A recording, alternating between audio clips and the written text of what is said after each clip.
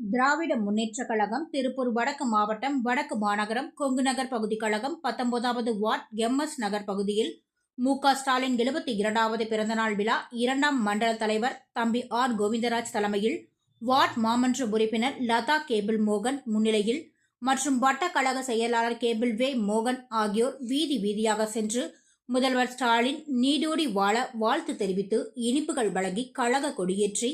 கழகத்தின் உறுதிமொழி ஏற்று இனிப்புகள் அறுசுவை உணவுகள் வழங்கப்பட்டது. இந்நிகழ்வில் 19வது வட்ட கழக நிர்வாகிகள் அனைவரும் கலந்து கொண்டனர்.